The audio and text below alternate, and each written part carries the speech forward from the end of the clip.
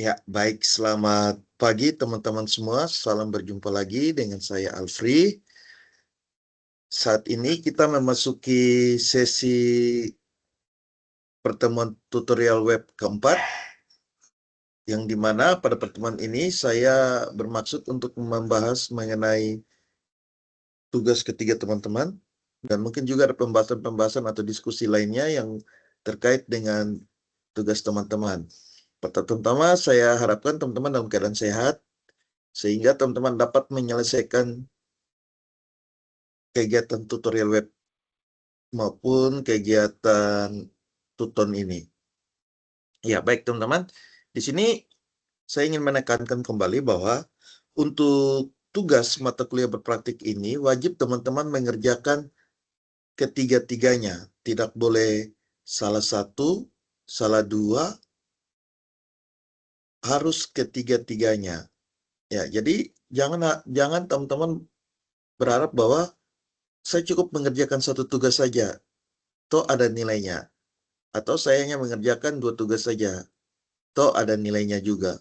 Tetapi ketiga-tiga tugasnya ini saling terkait atau berkesinambungan, yang dimana kalau teman-teman mengerjakan tugas satu, nanti di tugas dua merupakan peningkatan dari tugas satu dengan menambah fitur.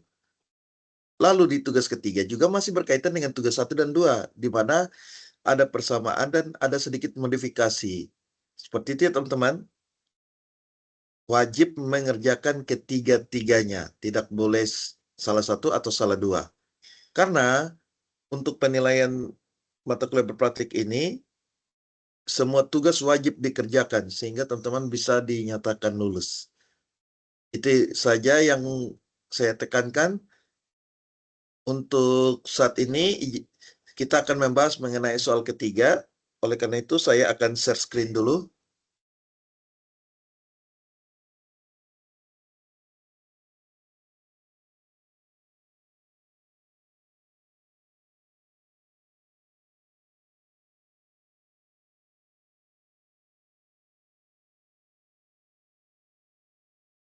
Ya, jadi ini agenda kita, waktu jamnya jam 7 sampai jam 9 waktu Indonesia Barat.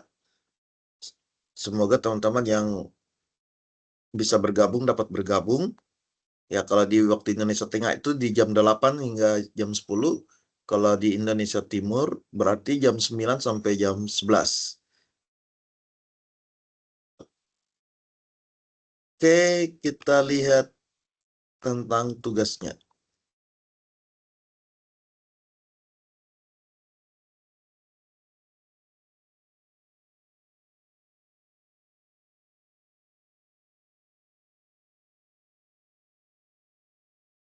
Ya, jadi seperti ini teman-teman.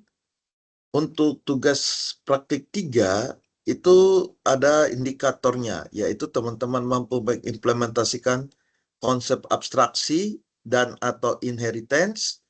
Terus yang kedua, teman-teman mampu mengimplementasikan konsep enkapsulasi, polimorfis atau polymorphism, exception atau penanganan kesalahan, input-output, dan operasi file.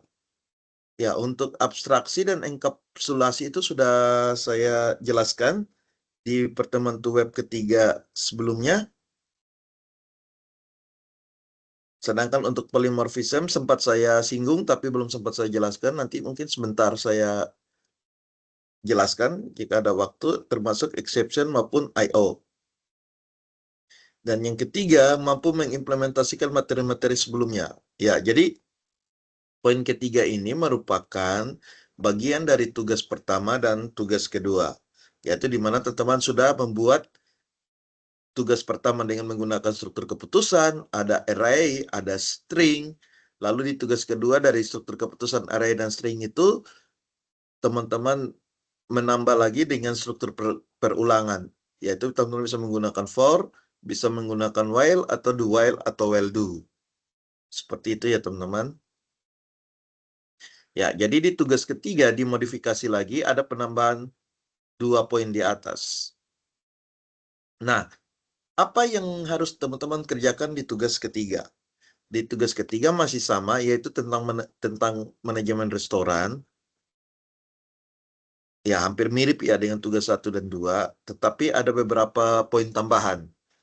Yaitu pertama, untuk mengerjakan tugas ketiga, teman-teman harus membuat sebuah kelas abstrak menu item, yang dimana kelas menu item ini digunakan sebagai dasar untuk semua menu item yang ada dalam restoran, di mana ada 3 atribut, yaitu ada nama dalam bentuk tipe data string, ada harga dalam bentuk tipe data double, dan kategori dalam bentuk data string.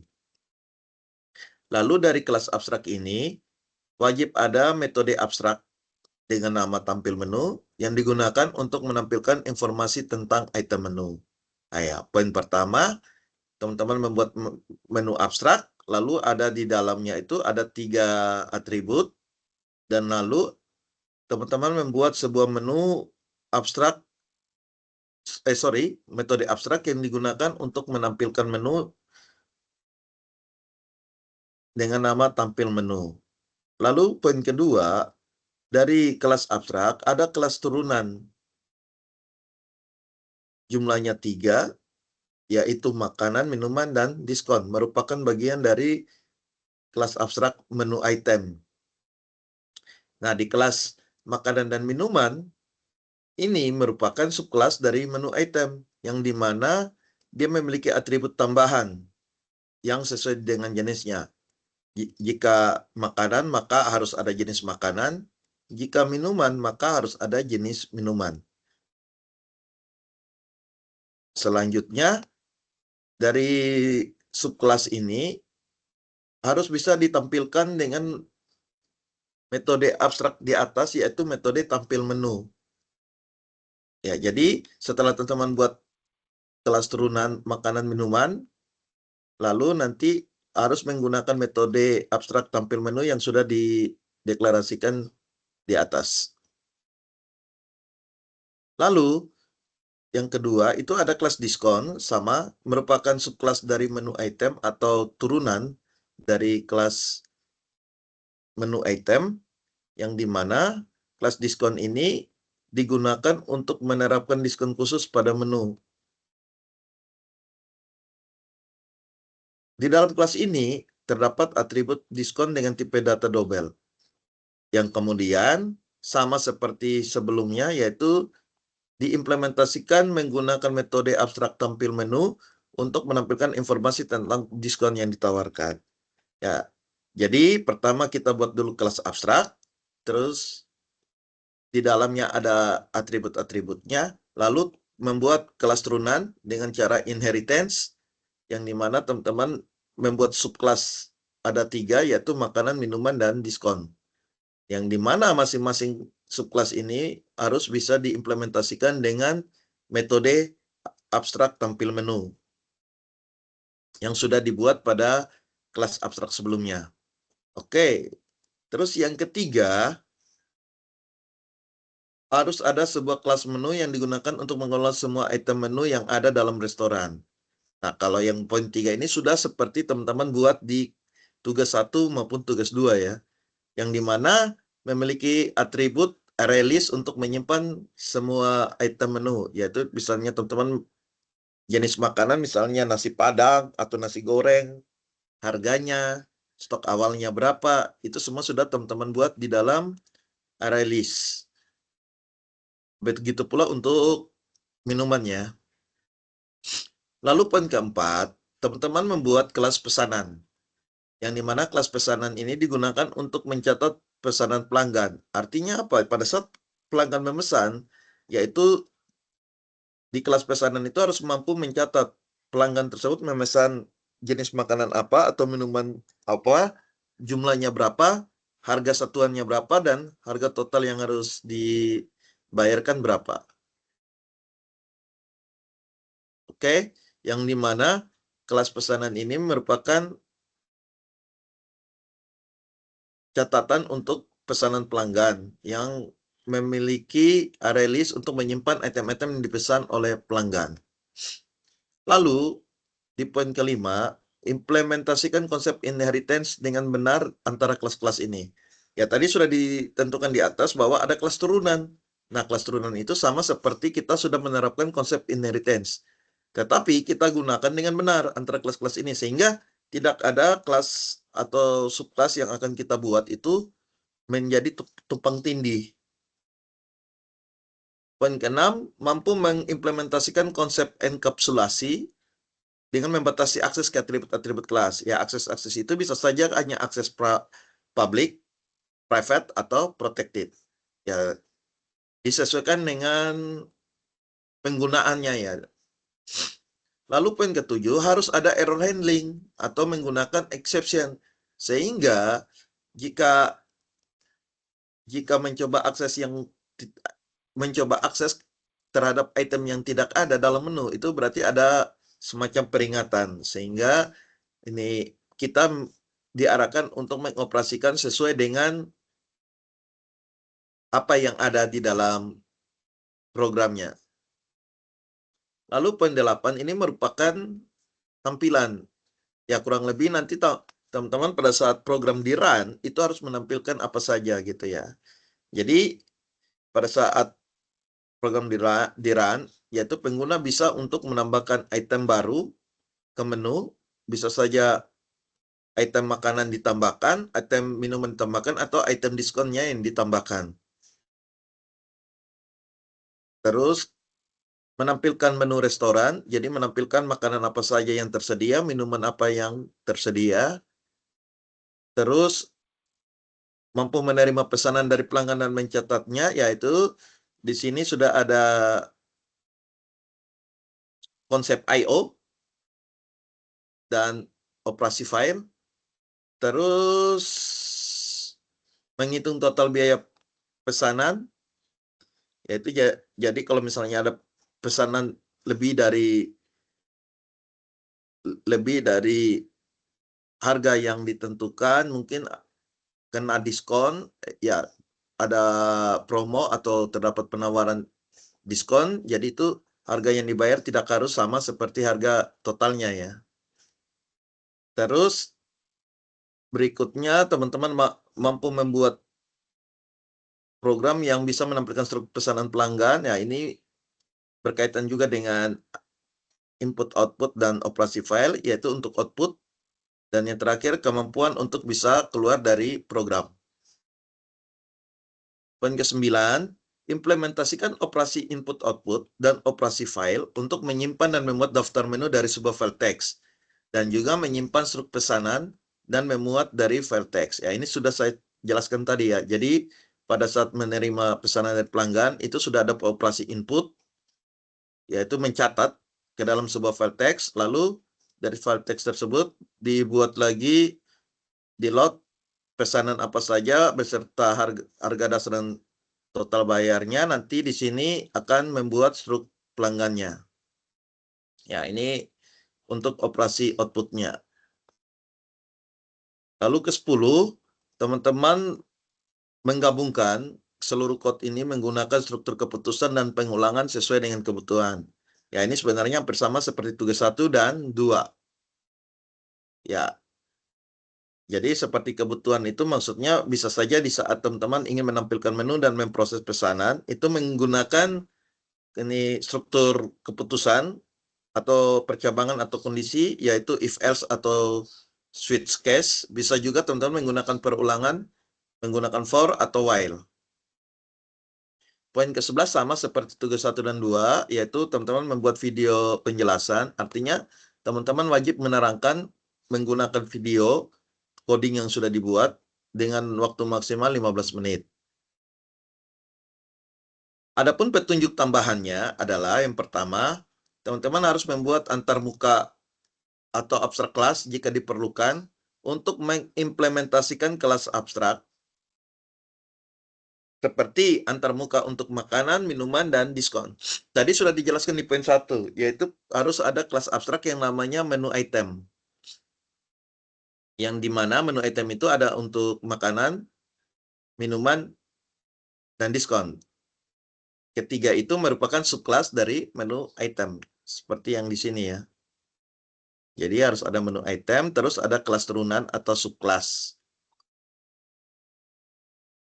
Lalu berikut, harus ada polymorphism atau polimorfis untuk mengimplementasikan metode tampil menu pada masing-masing kelas turunan.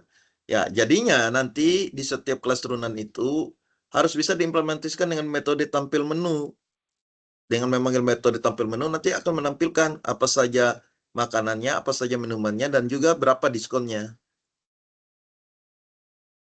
Lalu, teman-teman wajib membuat dokumentasi coding dengan rapi dan baik, sehingga mudah untuk dipahami ya. Waktu teman-teman menjelaskan pun, teman-teman bisa memahami dengan mudah. Oke, jadi tujuan dari tugas praktik ini adalah teman-teman dapat mempraktikkan berbagai konsep PBO, penggunaan I/O dan exception handling, serta operasi file dalam sebuah aplikasi manajemen restoran yang lebih kompleks. Ya, jadi itu beberapa hal yang saya jelaskan mengenai tugas ketiga. Alangkah baiknya kalau misalnya teman-teman bergabung, mungkin kita bisa diskusi ya. Mungkin ada hal apa yang teman-teman kurang paham, kita bisa berdiskusi. Tapi kalau misalnya tidak ada, ya mau tidak mau, saya tetap lanjut. Ya, mungkin saya membahas dulu materinya ya, teman-teman. Seperti itu. Baik, untuk materinya, kita akan membahas mengenai polimorfis. Ya, ini ya. Di aktivitas belajar 12-nya, yaitu tentang polimorfis. Kita lihat di materi inisiasinya.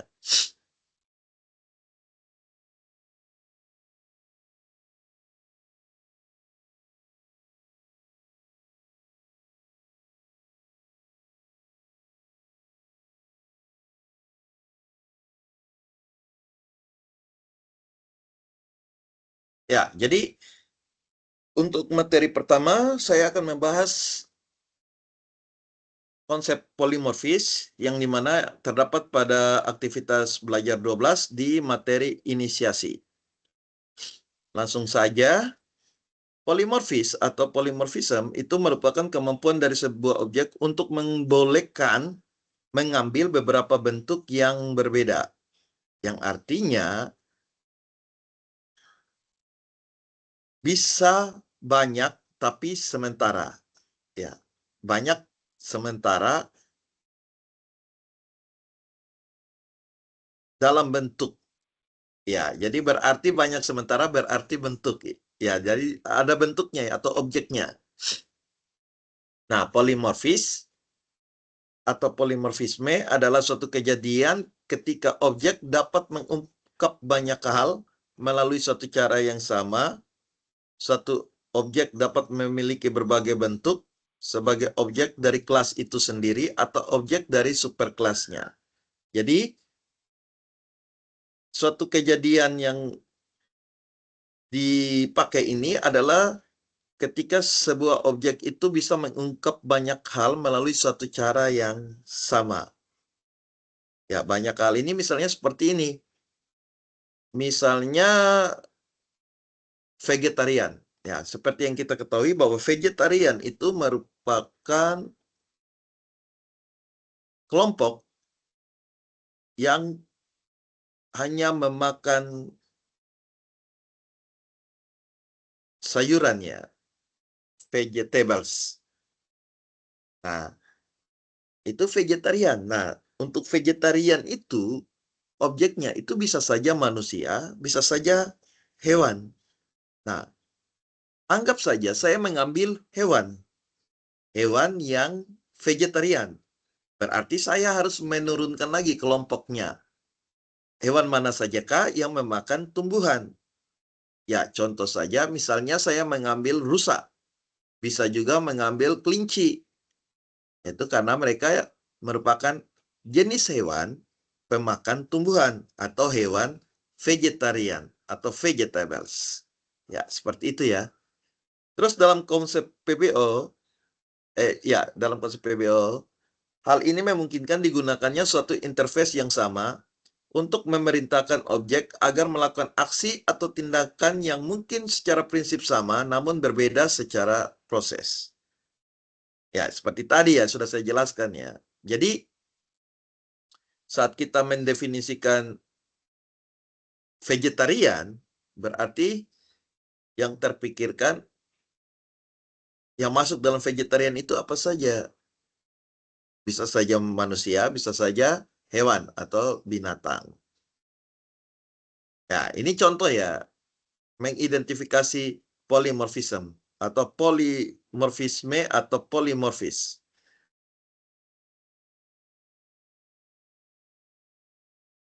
Jadi ada superkelas yang namanya vegetarian, yang dimana vegetarian ini bisa kita kelompokkan, bisa kelompok manusia atau hewan. Nah, di sini dikelompokkan adalah hewan atau binatang.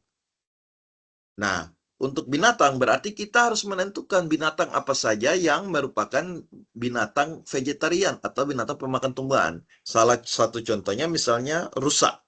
Bisa juga kita mendefinisikan jerapah, bisa saja kita juga mendefinisikan kelinci atau lain sebagainya. Nah, cara menginterpretasikan dalam bentuk coding Java yaitu kita membuat sebuah interface. Ya. Jadi tadi ya, untuk mendefinisikan sebuah kelas polimorfis itu harus menggunakan interface ya. Jadi public interface vegetarian, terus kita buat abstrak kelas, bukan abstrak kelasnya ya, kelompok dari vegetarian misalnya public class binatang. Nah, binatang ini masih luas, yaitu binatang apa saja yang bisa memakan vegetarian. Oleh karena itu dispesifikkan lagi menjadi public class rusa, extends binatang yang merupakan kelompok dari vegetarian. Berarti dia mengimplement vegetarian. Ya, paham ya? Jadi kelas besarnya itu adalah vegetarian, terus yang masuk dalam kelas besar tersebut adalah binatang misalnya, lalu kita mendefinisikan binatang yang mana yang masuk dalam kelompok vegetarian. Sehingga misalnya saya mendefinisikan atau di sini mendefinisikan bahwa rusa merupakan turunan dari binatang yang dipolimorfis masuk dalam vegetarian. Seperti itu. Nah, kalau untuk penjelasan lengkapnya seperti ini. Kelas rusa memiliki sifat polimorfisme karena memiliki lebih dari satu pewarisan, yang dimana dia akan merupakan bagian dari binatang juga, diturunkan dari kelas binatang. Sehingga bisa dapat dijelaskan, rusa merupakan binatang, rusa merupakan vegetarian, rusa adalah rusa, ya rusa itu adalah objeknya itu sendiri, yaitu rusa, dan rusa adalah objek. Sehingga kalau kita deklarasi variabelnya, maka menjadi rusa dengan variabel R, itu kita definisikan menjadi sebuah variabel new rusa, atau sebuah deklarasi new rusa. Terus binatang B atau binatang dengan variabel B merupakan bagian atau turunan, atau sebagai contoh adalah R, yaitu rusa merupakan bagian dari binatang. Vegetarian dengan variabel V merupakan juga implement dari binatang R, yaitu rusa. Sehingga objeknya itu juga R, yaitu rusa. Seperti itu ya. Jadi rusa adalah binatang, rusa adalah vegetarian, rusa adalah rusa, dan rusa adalah objek. Ya, jadi kalau kita ingin mendeklarasikan variabelnya seperti ini. Oke, saya lanjut. Jadi, apa sih kegunaan polimorfis dalam sebuah program Java? Polimorfis di sini berguna untuk sebagai kemampuan sebuah variabel referensi untuk mengubah behavior sesuai dengan contoh objek apa yang akan dipegang. Ya, contoh tadi, kita mengimplementasikan vegetarian dalam kelas binatang yang dimana turunan dari kelas binatang itu adalah rusa, atau rusa merupakan bagian dari kelas binatang. Seperti itu. Yang kedua, hal ini memungkinkan beberapa objek dari subkelas yang berbeda yang diperlakukan sebagai objek dari kelas super tunggal Yang dimana sementara secara otomatis memilih metode yang tepat untuk diterapkan pada objek tertentu berdasarkan pada subkelas yang dimiliki. Terus apa keuntungannya kalau kita menerapkan polimorfis?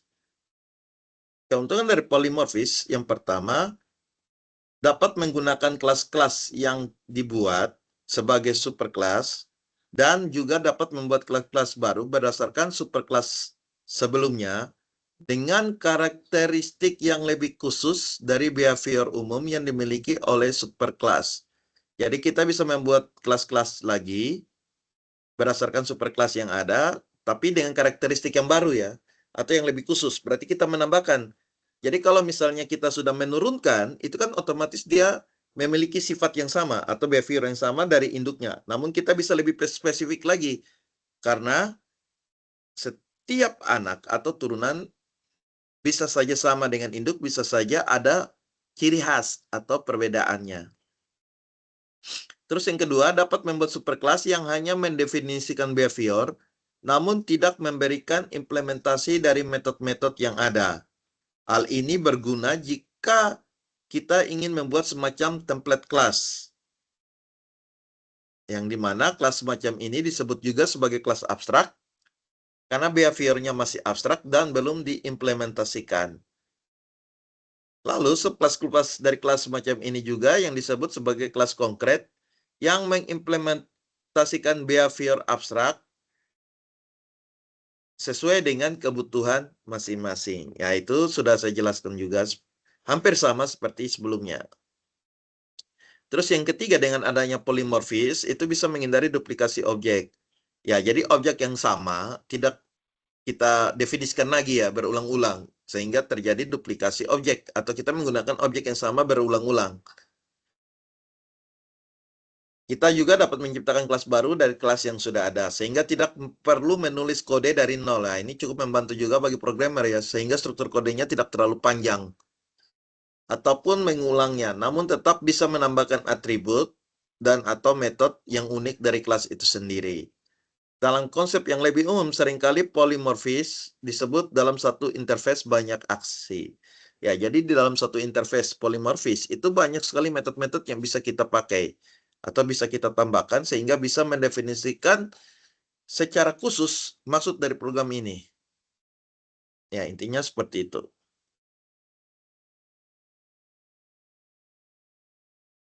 Ya, untuk jenisnya polimorfis itu ada dua, yaitu statik, bisa juga dikenal dengan sebagai trivial, yang dimana statik ini memanfaatkan fungsi overloading atau metode overloading dengan cara menggunakan kembali nama fungsi yang sama tetapi dengan argumen yang berbeda. Syarat overloadingnya atau syarat overloadnya itu adalah nama return tipe argumen dan parameter harus sama. Jika diharuskan menggunakan inheritance, maka parameter dan argumennya harus sesuai. Apa keuntungan dengan menggunakan polimorfis statik? Yang pertama,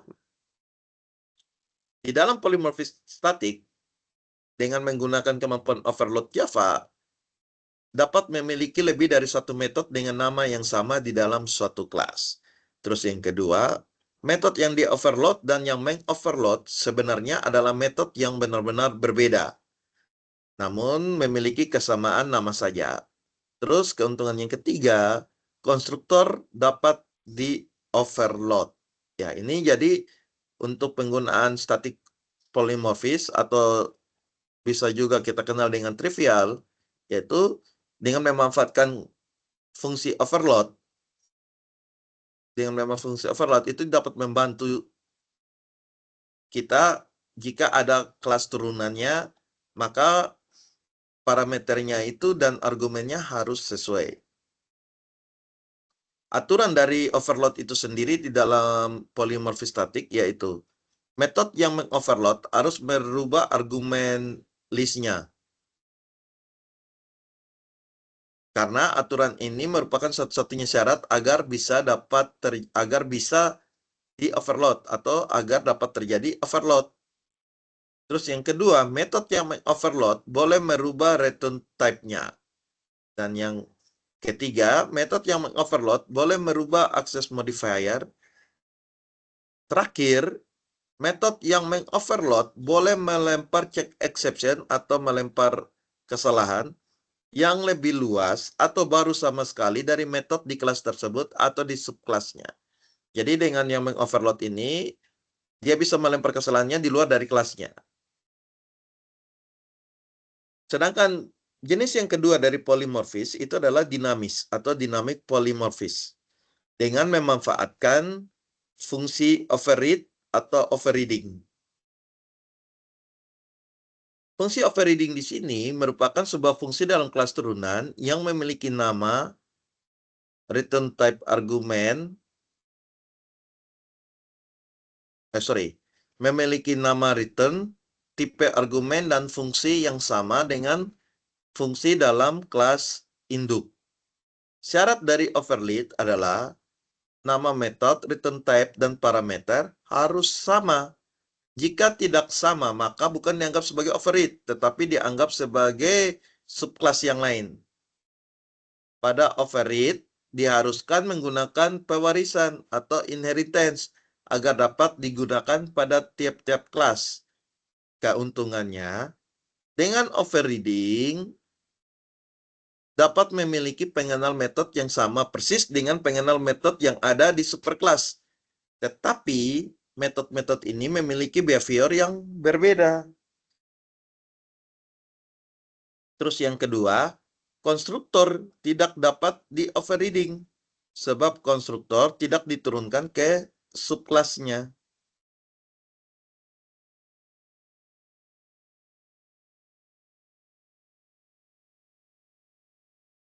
Terus yang berikutnya, jika memanggil metode yang di overread di superclass, maka dilakukan langkah-langkah sebagai berikut, yaitu kita memanggil metode yang di overread di superclass dengan menggunakan keyword super, atau bisa juga penggunaan keyword super hanya dapat memanggil metode di superclassnya langsung, tetapi tidak dapat memanggil di superclassnya. Ya, jadi untuk dinamis polymorphis seperti ini ya. Perbedaan utamanya itu dengan pemanfaatan fungsi. Kalau statik menggunakan overloading, sedangkan dinamis atau dinamik menggunakan overreading.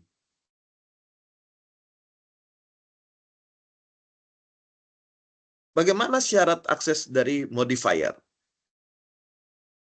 Syarat akses dari modifier yaitu jika suatu metode tidak dapat diturunkan, maka metode tersebut tidak dapat di overreading. Sehingga pertama, metode berakses modifier private adalah metode yang tidak dapat diturunkan. Bila di dalam superclass terdapat metode private dan kemudian pada subclassnya terdapat metode yang namanya sama, maka metode pada subclass tersebut sebenarnya adalah bukan overreading. Ya, jadi kalau kita menggunakan private, ya otomatis kan dia sudah menjadi lebih privasi ya. Artinya hanya bisa dipakai di dalamnya gitu. Sehingga dia tidak bisa dilakukan overreading. Terus yang kedua, bila akses modifier metode yang mengoverread tidak boleh restriktif atau lebih tricky, lebih restrictive.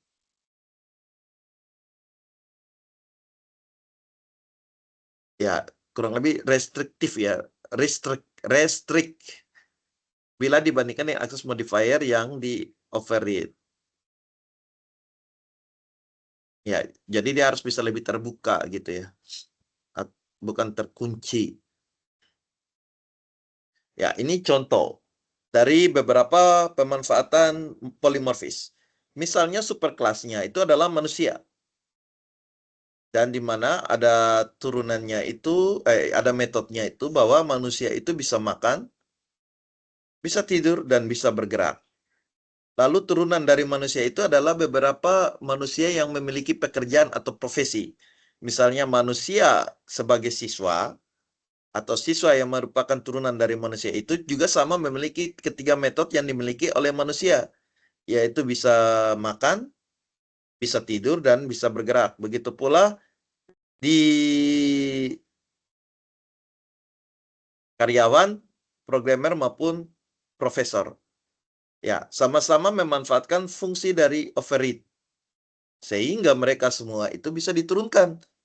Karena mereka memiliki metode ini yang sama ya. Jadi void makan, void minum, void tidur dan void bergerak. Sama halnya juga ada di dalam siswa, karyawan, programmer maupun profesor. Sehingga nanti output yang dihasilkan adalah pada saat dipanggil menggunakan array seperti ini, manusia 0 untuk listing pertama, di array listing pertama manusia 0, yaitu di indeks ke 0 merupakan siswa, maka akan ditampilkan siswa memiliki metode bisa makan, bisa tidur, bisa bergerak. Terus di listing kedua, yaitu manusia 1 adalah karyawan, sama. Programmer juga sama, dan profesor juga sama. Seperti itu ya. Jadi dia mengurutkan berdasarkan indeks. Di dalam array, indeks terkecil dimulai dari 0. Ya, jadi ini contoh pemanfaatan dari polimorfis.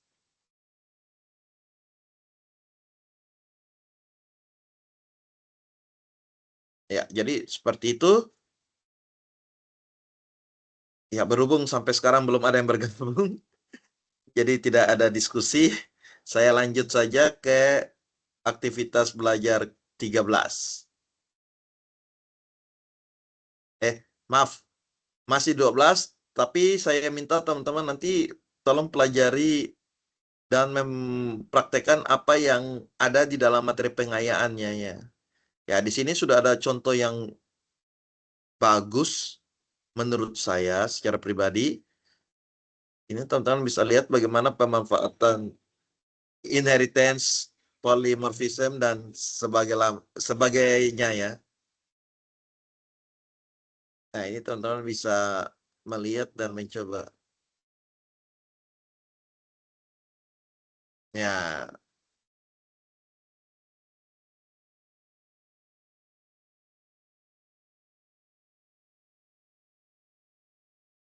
terus bisa juga yang di kelas terbuka juga ini bagus materinya.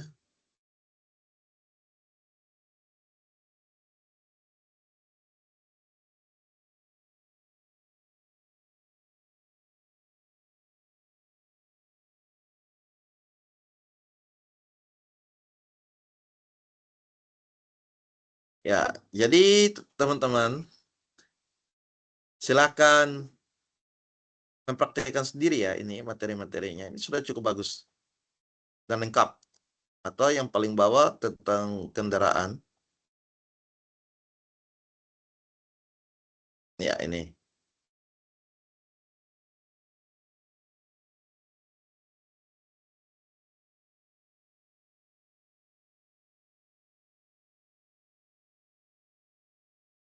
Ya, mungkin seperti itu contoh dari polimorfis. Jadi teman-teman bisa mempraktikkan. Ya, sembari itu saya break dulu sekitar 5 menit, izin ke belakang untuk mungkin sambil menunggu teman-teman bisa mempraktekannya ya. Ya, bisa saja teman-teman ambil saja contoh yang bagian bawah sini aja yang lebih sederhana mungkin, yang bisa lebih mudah untuk dipahami. Ya, mohon maaf saya izin sebentar dulu. Saya matikan dulu kamera sama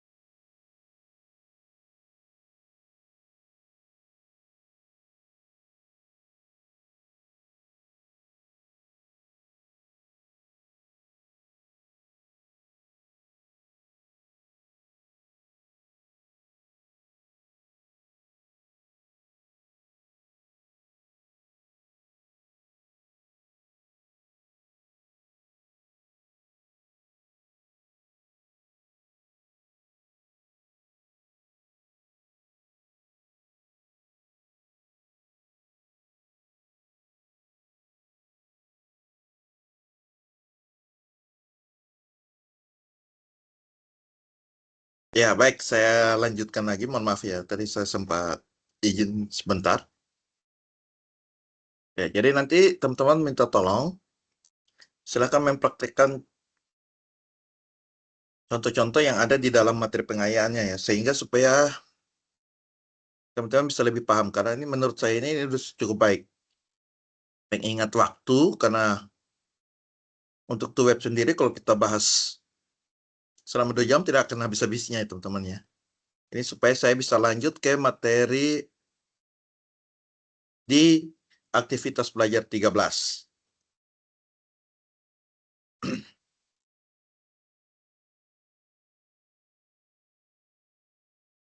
Baik, jadi untuk materi di aktivitas belajar 13 itu kita akan belajar mengenai penanganan kesalahan, exception, dan juga pengoperasian input-output, input-output, dan juga operasi file. Ini langsung saja saya masuk ke materinya.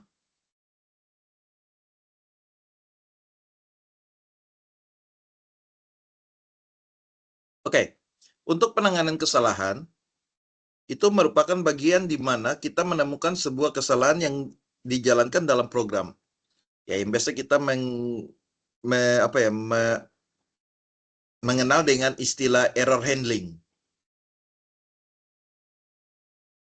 Caranya itu kita bisa melakukan penanganan kesalahan menggunakan exception.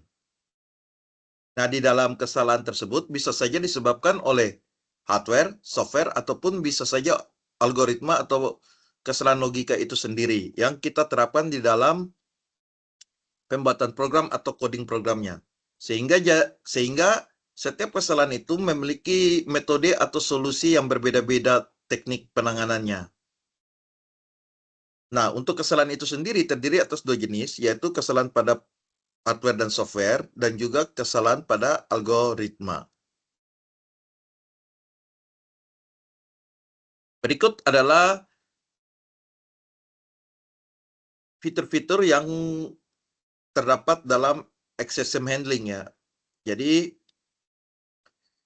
kita bisa menggunakan try untuk menentukan bagian statement program di mana yang akan terjadi pengecualian. Terus try ini harus ada temannya, bisa menggunakan try catch atau try finally. Terus catch digunakan untuk menangani kesalahan atau pengecualian yang terjadi, yang dimana catch ini tidak bisa berdiri sendiri, dia juga membutuhkan try di awalnya, lalu setelah catch bisa ditambahkan juga dengan finally. Terus yang ketiga ada finally, digunakan untuk mengeksekusi bagian kode yang penting dari program. Bagian ini akan tetap dijalankan baik terjadi pengecualian, exception, ataupun tidak. Lalu ada throw. Throw itu untuk melempar kesalahan atau pengecualian yang terjadi di mana throw digunakan dalam body dari kode yang ada. Lalu ada throws digunakan untuk mendeklarasikan pengecualian yang akan terjadi pada bagian fungsi tersebut. Untuk penerapan try catch dan finally itu bisa kita lihat di sebelah sini. Jadi ada try, kita tulis pernyataan yang mana yang akan terjadinya error, baru diatasi di dalam catch untuk penanganan kesalahannya. Lalu ada juga bisa kita tambahkan dengan finally. Contoh, misalnya seperti ini. Nah, operasi ini adalah mencoba sebuah variabel A dengan tipe data integer melakukan operasi pembagian, yaitu angka 1 dibagi 0. Di sini dikasih try, karena kemungkinan 1 bagi 0 ini akan menyebabkan error atau ada kesalahan. Karena bilangan berapapun dibagi dengan 0 itu kan pasti error. Karena 1 tidak bisa dibagi dengan 0 atau bilangan apapun tidak bisa dibagi 0. Beda kalau 0 sebagai bilangan pembagi. 0 dibagi 1 ya tetap hasilnya 0. 0 bagi 2 tetap 0. Tapi kalau 1 bagi 0 ya pasti error. Sehingga di sini ada dikasih tray ya, sehingga untuk penangkapan kesalahannya itu nanti akan dimasukkan ke dalam catch. Yang nantinya outputnya seperti ini, yaitu ada kesalahan pada perhitungan aritmetik. Ya, ini mungkin kita bisa contohkan. Kebetulan saya sudah buat, sebelum buat juga ya. Sebentar. Ini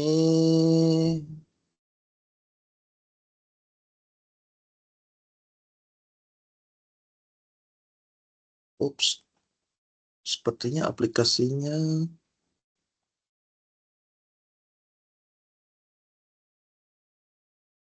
NetBeans.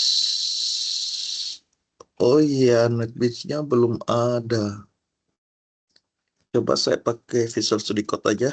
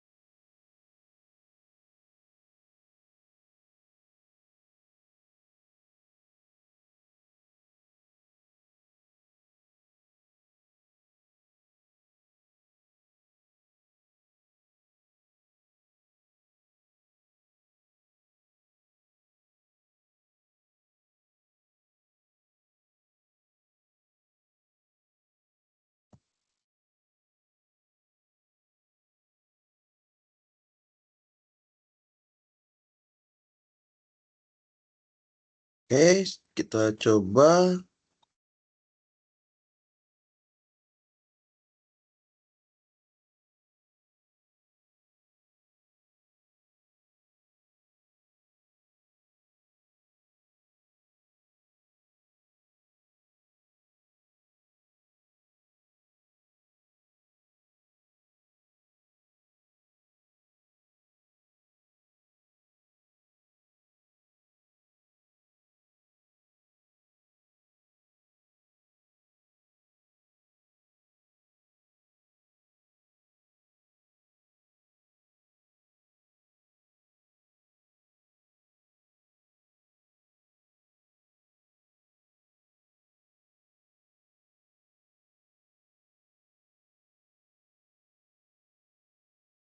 Public static void main ya.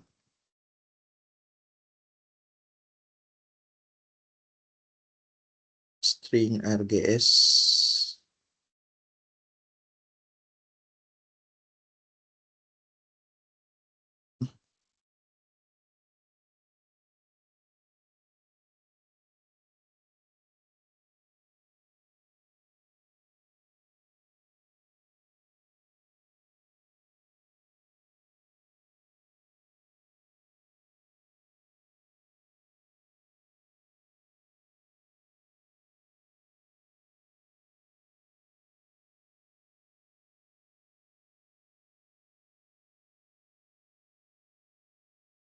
Oke, kita try.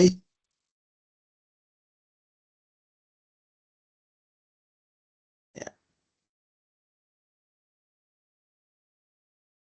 saja.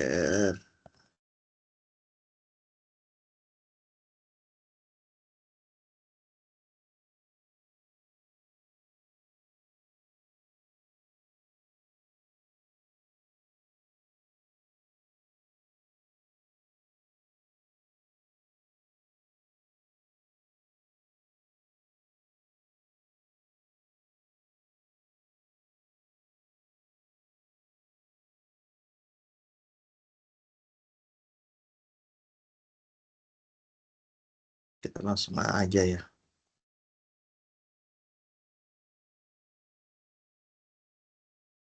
Catch-nya.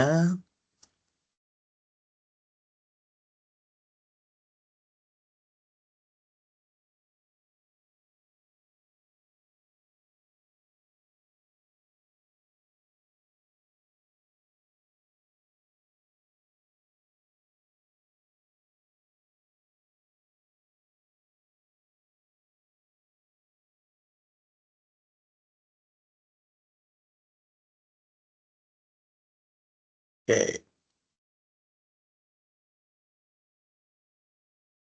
debug.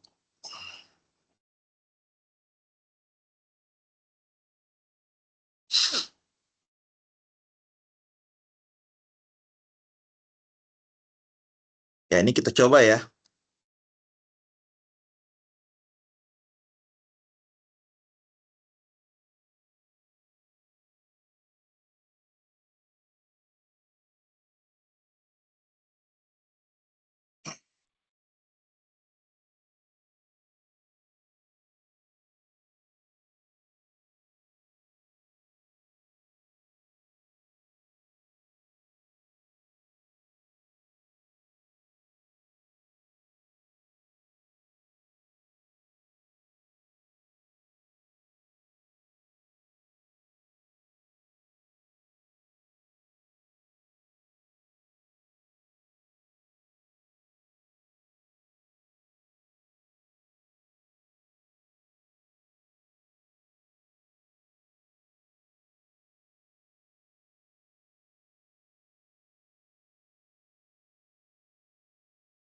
Ya, jadi terdapat error bahwa Java Lang arithmetic exception. Artinya tidak ada bilangan yang dapat membagi 0.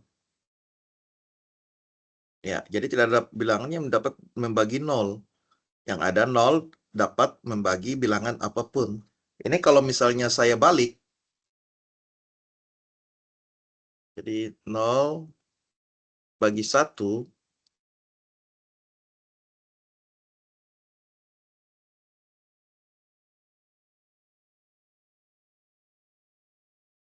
ya hasilnya 0. Jadi tidak ada penanganan kesalahannya. Jadi tidak dilempar ke catch-nya. Jadi bisa langsung dieksekusi di dalam tray. Ya, jadi kita kasih tray ini kemungkinan bisa saja dia error. Gitu ya. Jadi untuk melempar kesalahan atau mengecualikan sehingga kalau biasanya kalau error kan di sini langsung error ya, merah ya. Tapi kalau kita menggunakan IO exception atau ini error handling, walaupun error tetap bisa dieksekusi dan nanti diberitahukan apa kesalahannya, seperti itu. Nah, ini untuk contoh yang awal ya. Jadi di sini saya balik 1 bagi 0.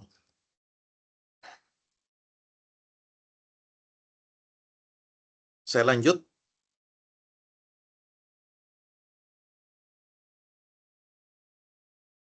Bisa juga kita menggunakan penggunaan catch yang secara berulang-ulang ya. Tadi catch-nya 1. Ya, masih tentang yang tadi, kita coba penggunaan catch yang berulang-ulang. Catch-nya jadi ada 3 ya. Di sini catch-nya baru 1. Saya copy paste tambah 2 aja. 2, 3.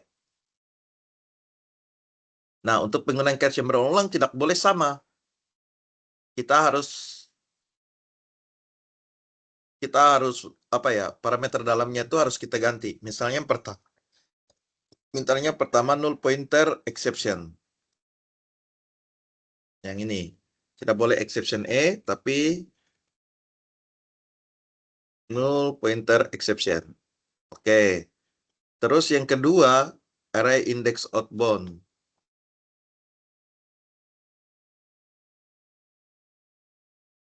Nah, ini. Terus yang ketiga adalah exception. Ini kita coba.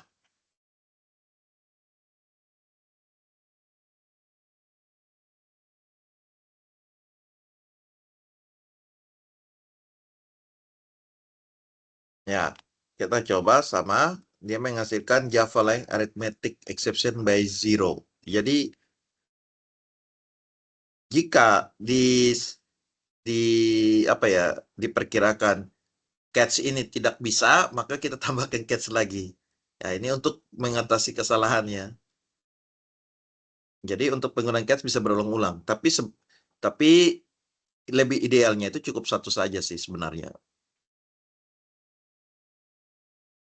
Terus lanjut, bagaimana kalau kita menggunakan try finally ya? masih contoh kode yang tadi, kita menggunakan try and finally. Ini teksnya ini saya hapus.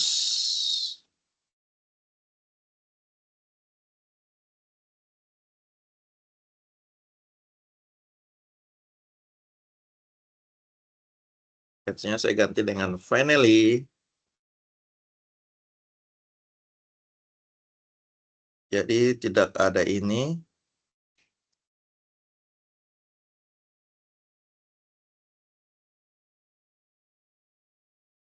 Ini langsung saja.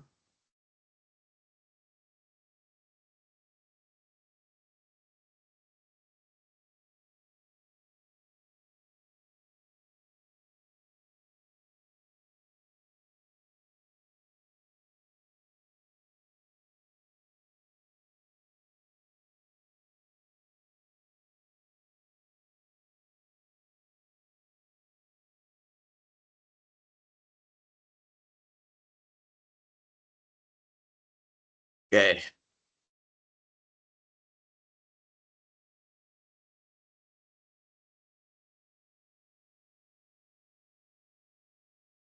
Ya, jadi di sini diberitahu bahwa ada kesalahan terjadi. Bilangan tersebut tidak dapat dibagi dengan 0. Nah, ini saya tambahkan print line aja supaya lebih kelihatan.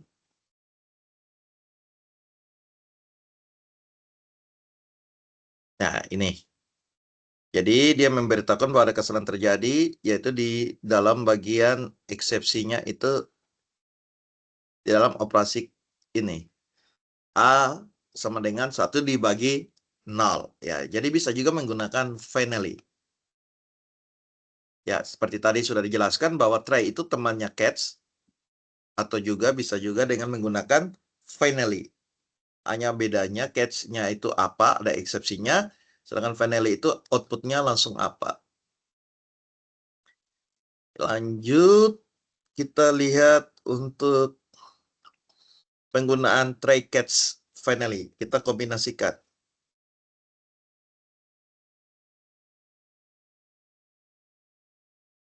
Ini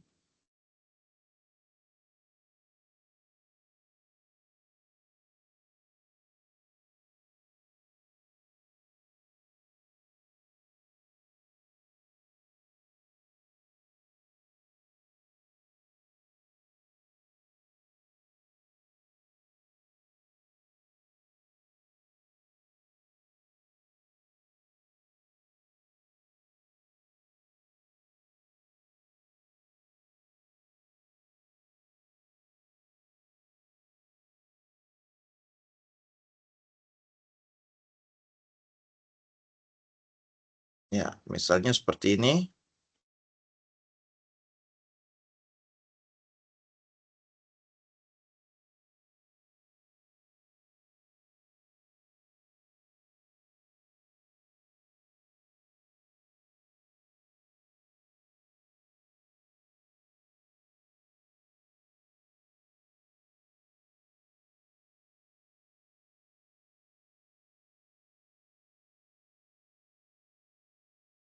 Oke, kita coba. Ya, jadi di sini terjadi kesalahan, maka program selesai. Di-over ke finally. Sama seperti ini ya. Oke, baik. Misalkan kita menambahkan ada true. True di dalam try ya.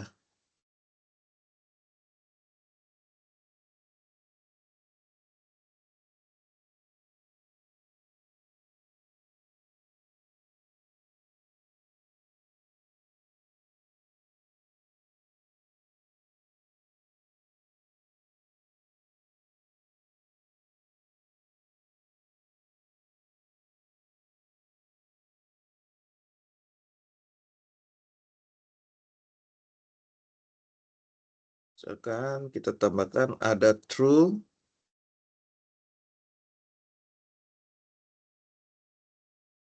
Ya.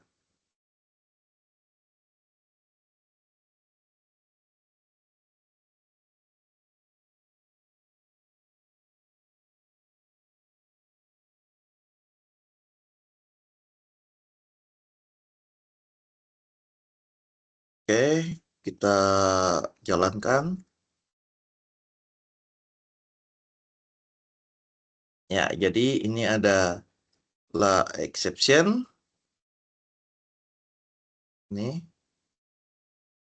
sama seperti ini. Di sini dia ada kesalahan terjadi. Saya kasih finally sehingga program selesai. Ya, ini untuk pemanfaatan true. Kalau terus kita lihat terus.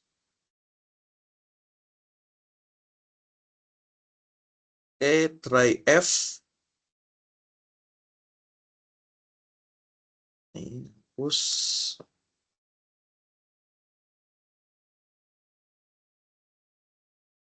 Terus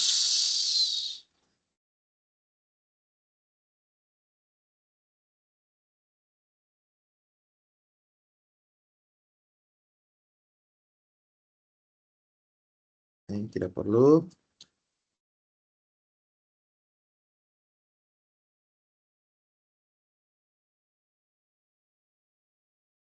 Ya, jadi public static void F truth exception.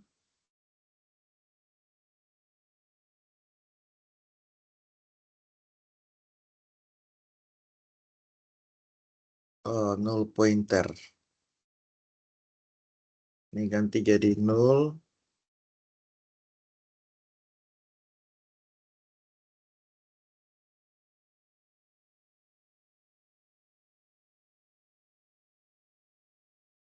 Null pointer exception,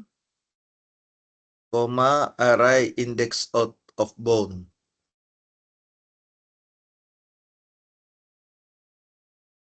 Nah, ini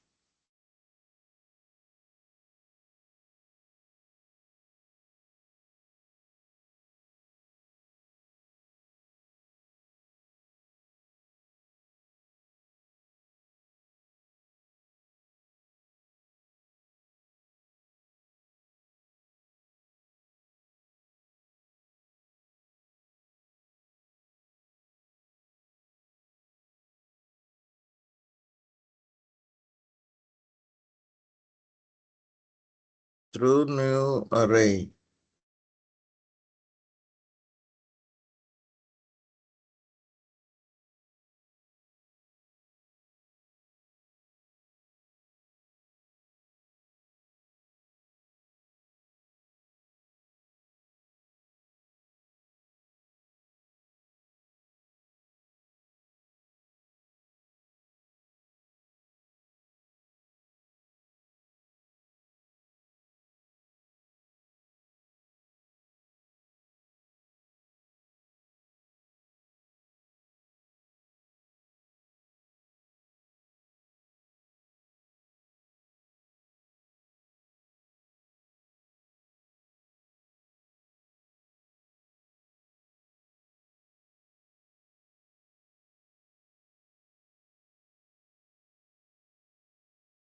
Ini masih error ya. Kita fixkan dulu.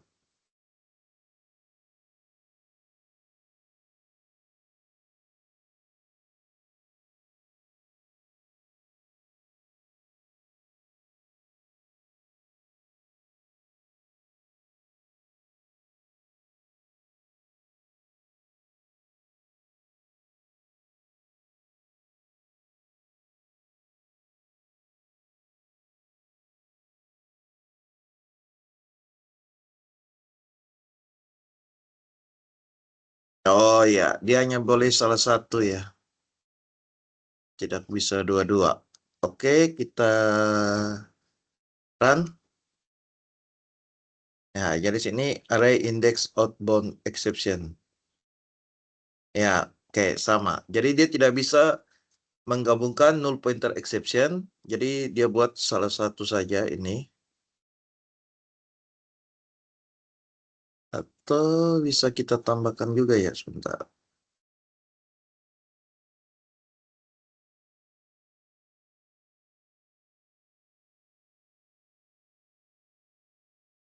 Ini kita ganti jadi 0.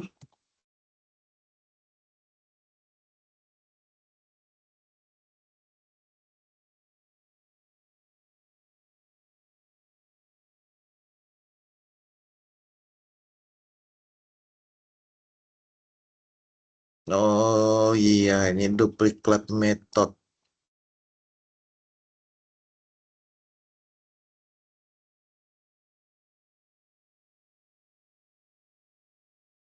Oh ya, jadi tidak boleh ada ini F yang sama dengan dua metode ya. Ya, ya. Jadi seperti itu. Ya, jadi di sini kita merasa terbantu ya dengan memanfaatkan Visual Studio Code ya, teman-teman. Baik, lanjut. Terus bagaimana kita menggunakan Java I/O? Sorry. Ya, paket Java I/O untuk menggunakan file dan input-output pada Java. Nah, untuk bisa mengoperasikan, kita memakai package Java I/O untuk melakukan input dan output pada penggunaan Java. Semua itu merupakan sumber input dan tujuan output aliran dalam paket Java I/O yang dimana mendukung banyak data primitif, objek karakter lokal, dan lainnya. Ini kalau kita lihat bahwa untuk mengoperasikan input-output itu menggunakan stream. Yang dimana ada jenis input stream digunakan untuk membaca data dari source. Jadi source dia masuk ke program untuk dibaca, lalu output streamnya itu untuk menulis data ke tujuan. Jadi setelah ada di program itu ditulis lagi ke destination atau tujuan dengan menggunakan output stream.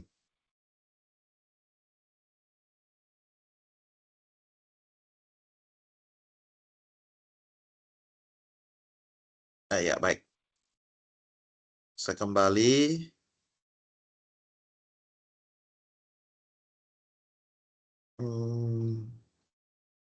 Ya, ke sini ya. Seperti itu. Kayak maaf, saya stop dulu. Saya share ulang. Ya. Bagaimana kita mengidentifikasi stream? Yang pertama, kita bisa mengidentifikasi stream dari karakter. Ya, biasanya ada di dalam kelas buffered reader, buffered writer, char array reader, char array writer, input stream reader, dan output stream writer. Ya, jadi di sini stream dari karakter ya. Itu digunakan untuk proses input dan output Unicode 16 bit. Terdapat banyak kelas yang berhubungan dengan stream dari karakter ini, tapi terdapat dua kelas yang paling sering digunakan, yaitu kelas file reader dan file writer untuk menggunakan stream dari karakter. Contohnya seperti ini. Jadi di sini dia menggunakan karakter C.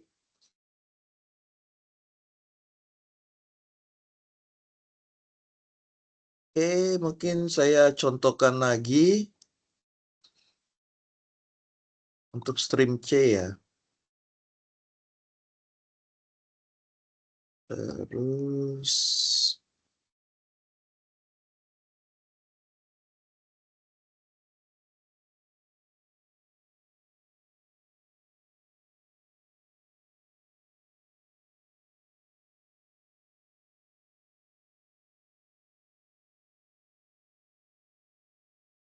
ya, ini.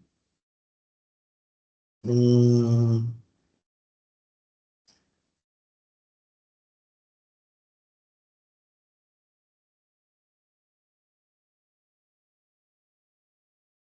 Saya buat new file, misalnya stream chart dot java.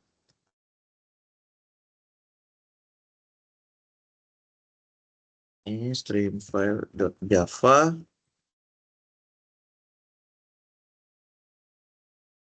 Ini kalau saya generate,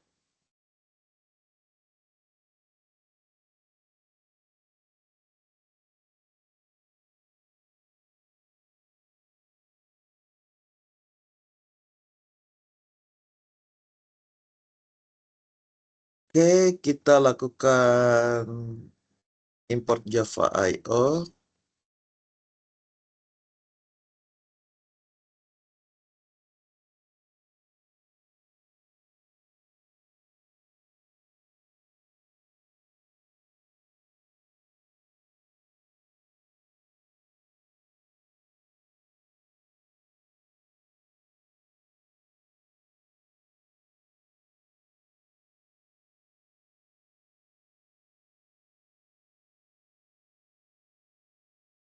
Oke,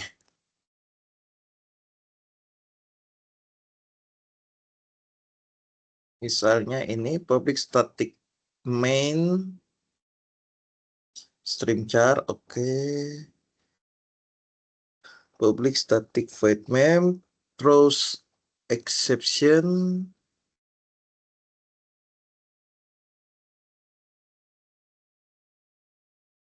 Oke, terus file reader in null.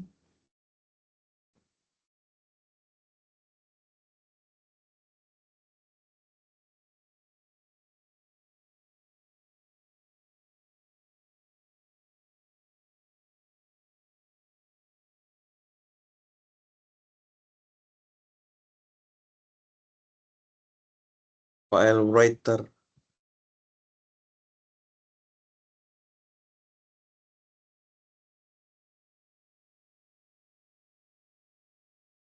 Oke, kemudian try in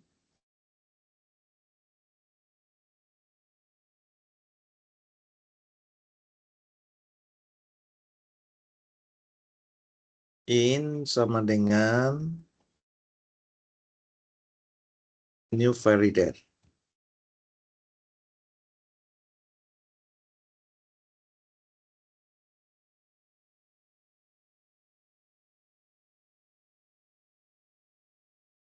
Namanya input.txt. Terus berikutnya out file writer.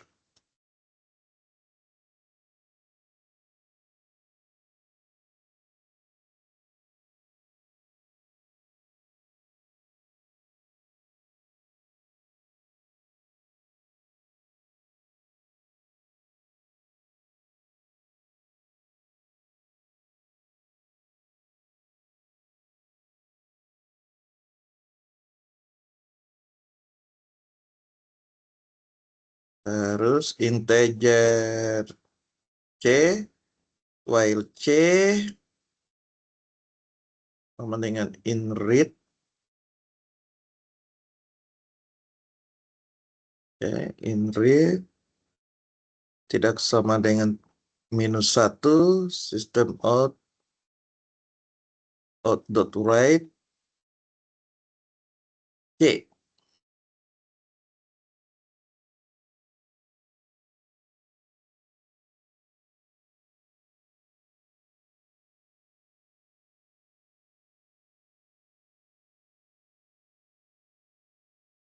Oke, out.write c, tutup lagi. Sini finally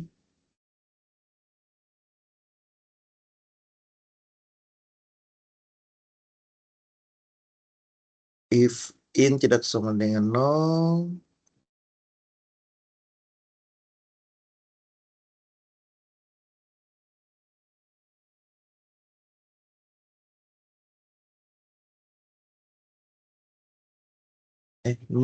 null,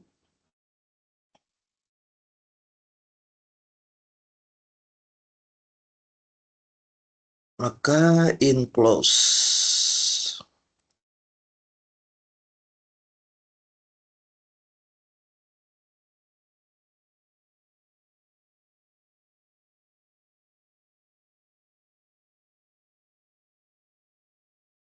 Terus if out.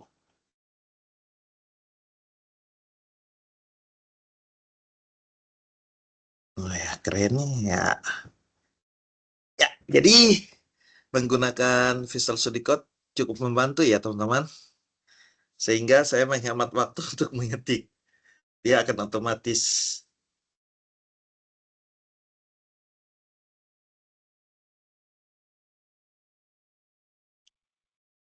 Oke, ini file name ini otomatis ya teman-teman ya. Ini sebenarnya tidak ada.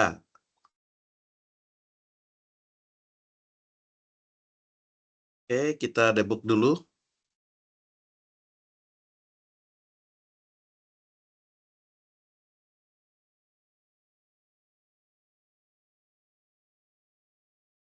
File writer cannot. Oh iya, file writernya ini kayaknya tidak dikenal ini. Kayaknya W-nya kecil.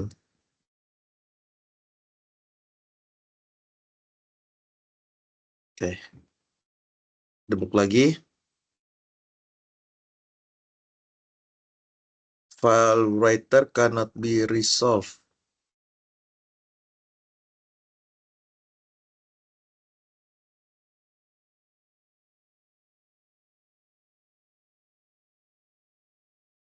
What Java?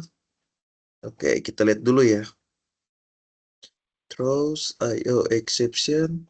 File reader in null. File writer out sama dengan null. Writer. Try in outputnya ini mungkin ya.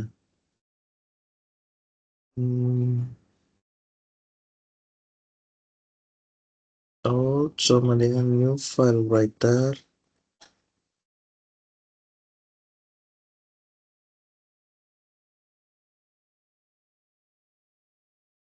Output to txt.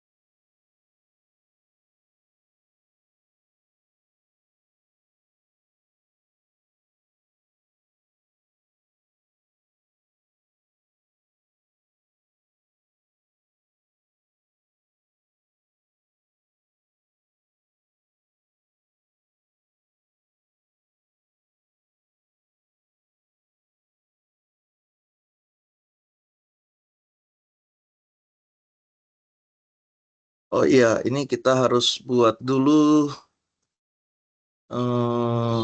file inputnya ya.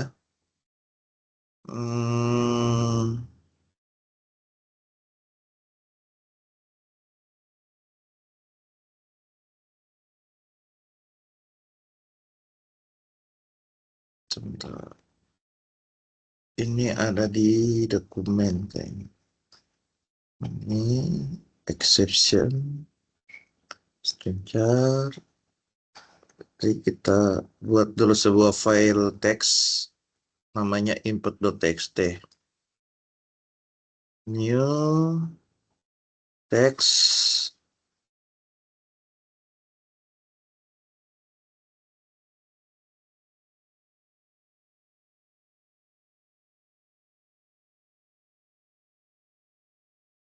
Ini adalah file uji coba. Oh iya, ini double ya. Jadi kita hilangkan saja dia punya itu.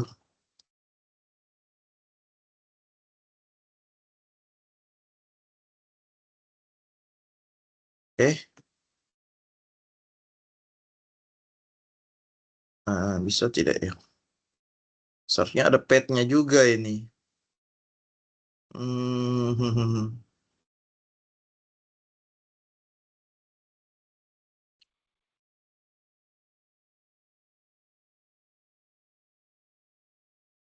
Coba kita pakai Java stringchar.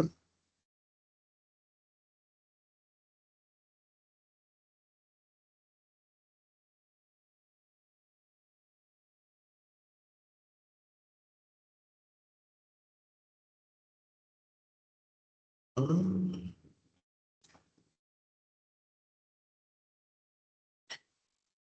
Shifting.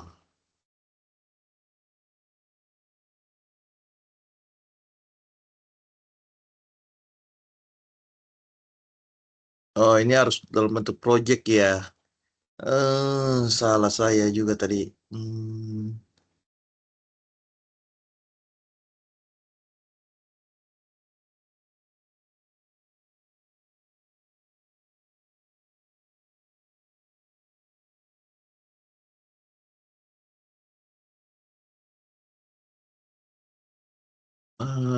Ini seharusnya kita buat dalam project ya, teman-teman. Minta maaf ya kalau kita pakai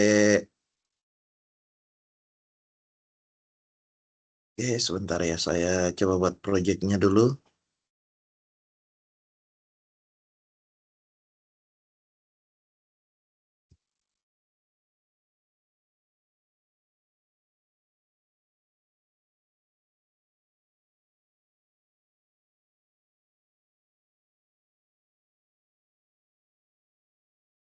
Mhm, project Java-nya gimana ya?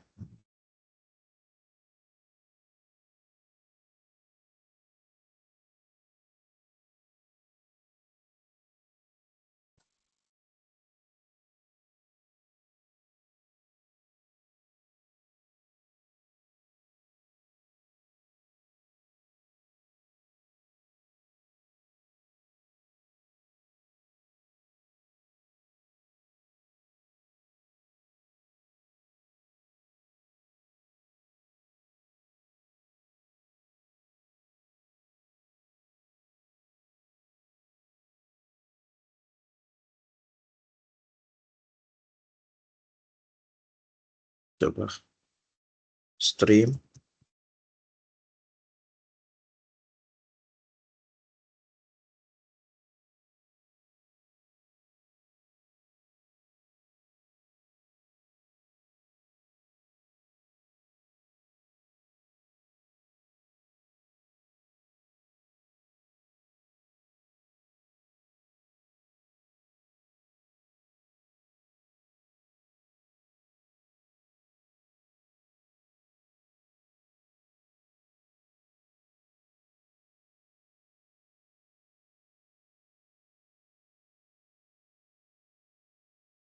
Hmm, ini saya pindahkan ke dalam cekat channel. Hmm,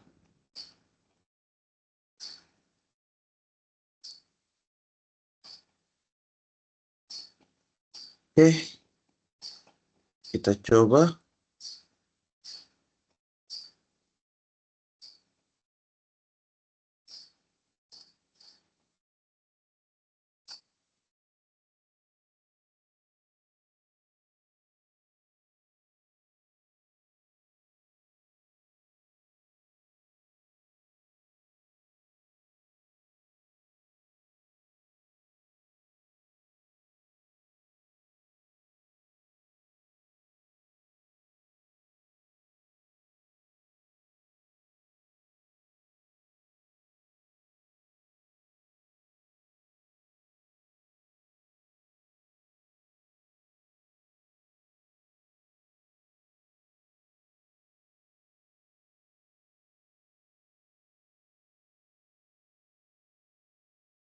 Nah, file writer-nya masih error.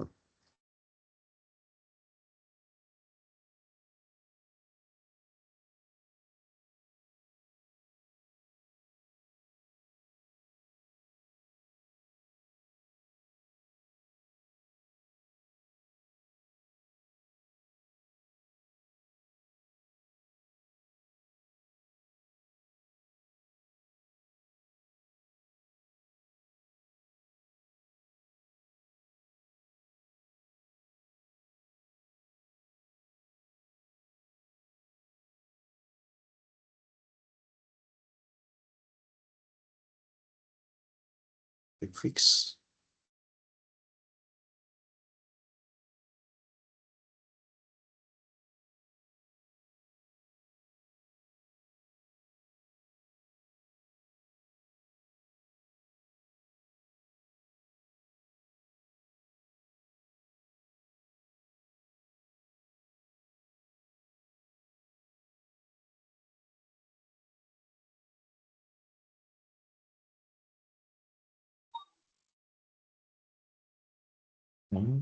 Sama.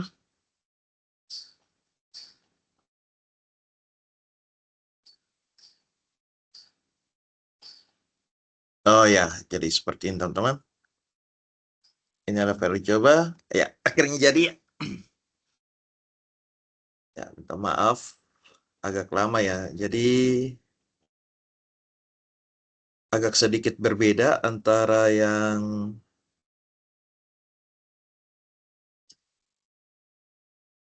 saya gunakan di NetBeans dengan yang di sini ya. Ya, jadi di sini saya minta bantuan untuk memperbaiki supaya dapat dijalankan. Oke, baik. Ya, ini untuk penggunaan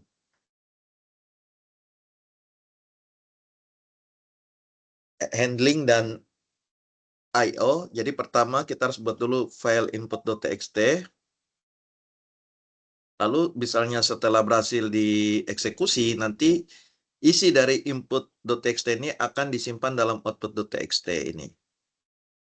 Ya, seperti itu ya. Baik, kita lanjut.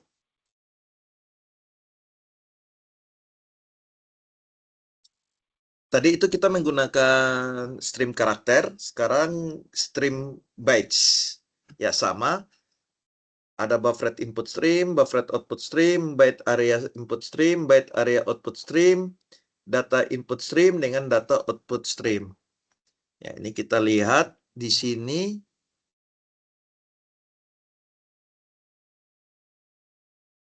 Tadi kita sudah buat ya stream dari bytes-nya, yaitu file input stream in. Nah, di sini file reader in. Jadi kita bisa buat file input stream in. Berarti ini saya gandakan saja.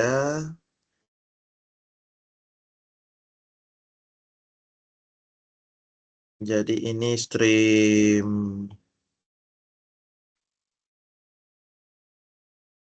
bytes. Stream byte.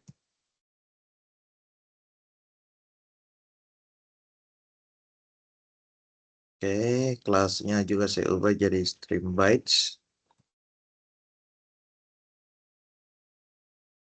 Oke. Terus filenya itu file input stream in.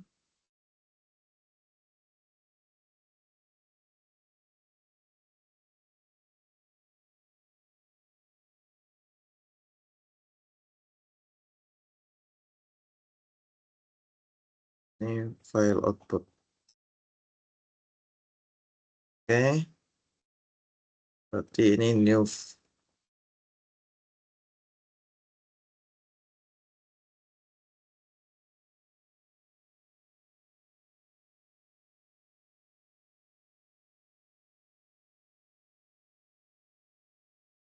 Terus ini file output.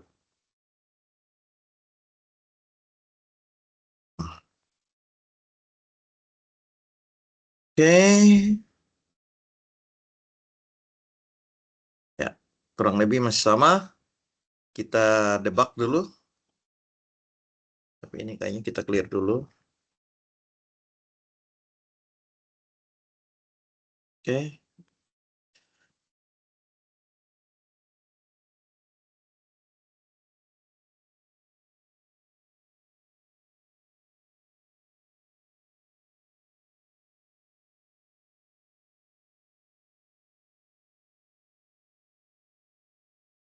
Outputnya.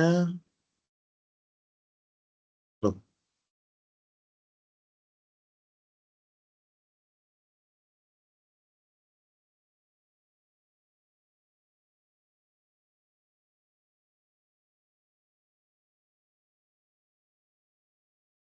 Oh ya, sama ya. Ini.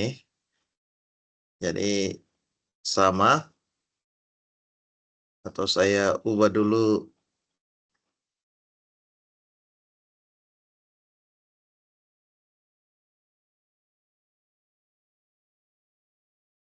Ini inputnya saya copy.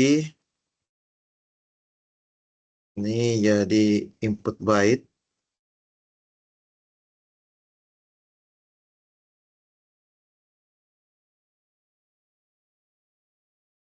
Oke, input byte sehingga di sini kita edit jadi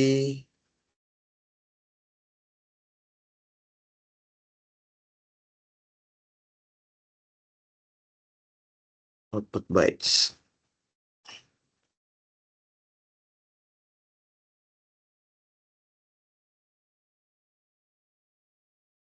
Oke, kita debug.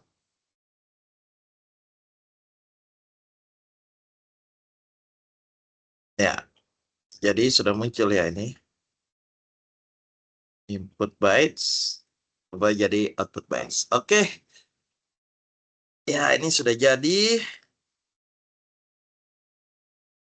Kita lihat 3 standar stream, yaitu standar error digunakan untuk memberikan output data error yang dihasilkan oleh program yang digunakan oleh user, yang dimana layar komputer biasanya digunakan sebagai standar error stream dan direpresentasikan sebagai system.r atau error. Standar input digunakan untuk memberi data input pada program yang biasanya user menggunakan keyboard sebagai sarana untuk standar input stream dan direpresentasikan sebagai system.in. Yang berikutnya standar output digunakan sebagai output data yang dihasilkan oleh program user dan biasanya layar komputer digunakan untuk menampilkan. Ya, misalnya kita buat ini ya, membaca karakter dari keyboard yang dimana nanti karakter ini digunakan untuk berhentikan programnya. Seperti ini. Ini saya coba.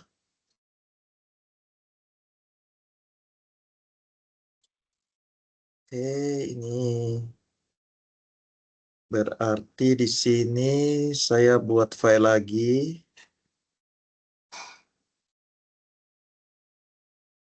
Misalnya stream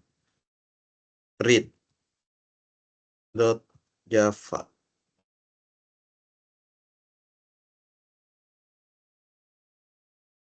Ya, oke. Kita import dulu.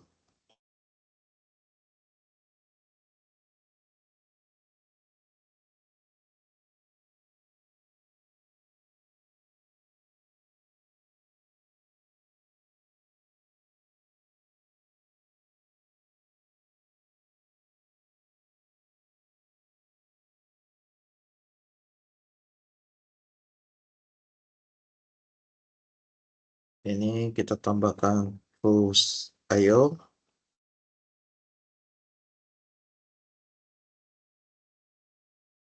Ya, jadi ini otomatis lagi dia sudah buat file reader dan buffer reader. Ini saya ganti input stream reader.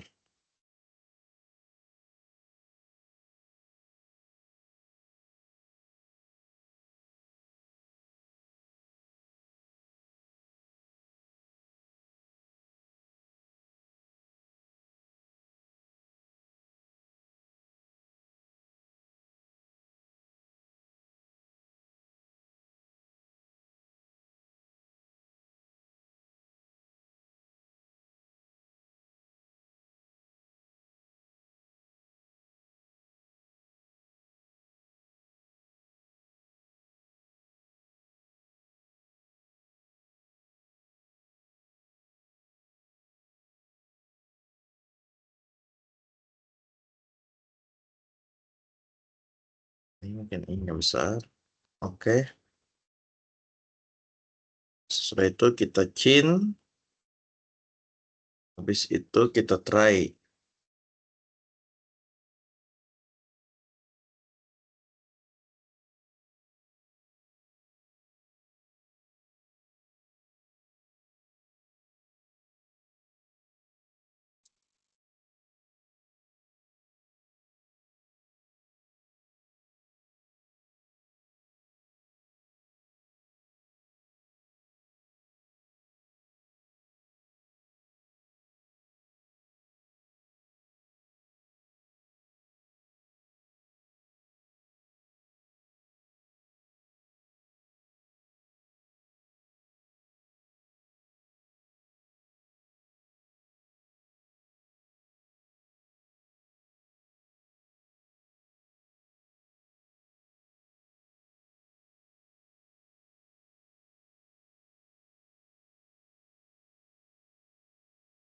Oke. System.out.print.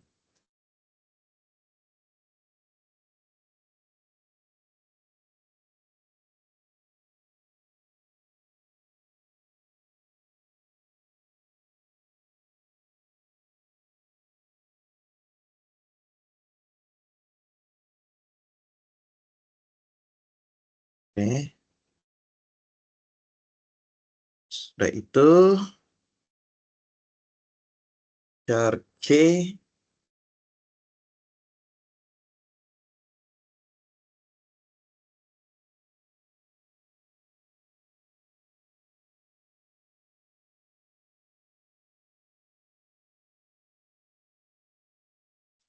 char C in read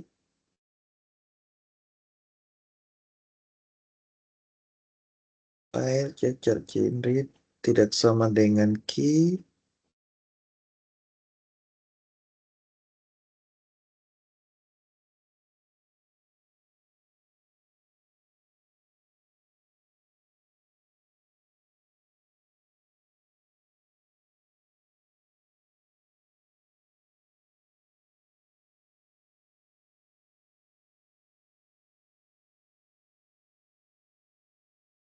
if key in tidak sama dengan 0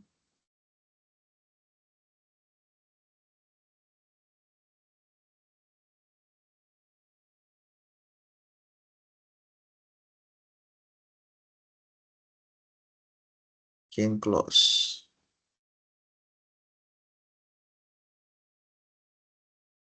Oke, ini hapus.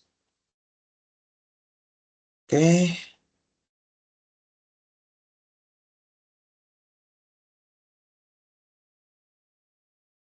Kita coba.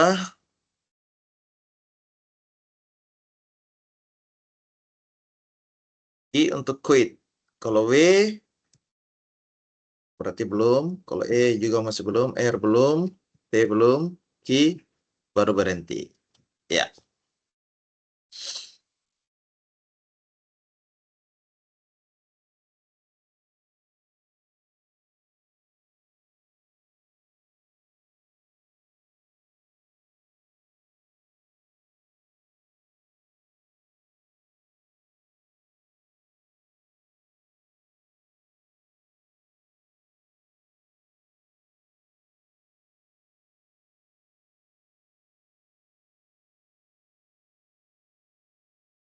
Ya, ini ya.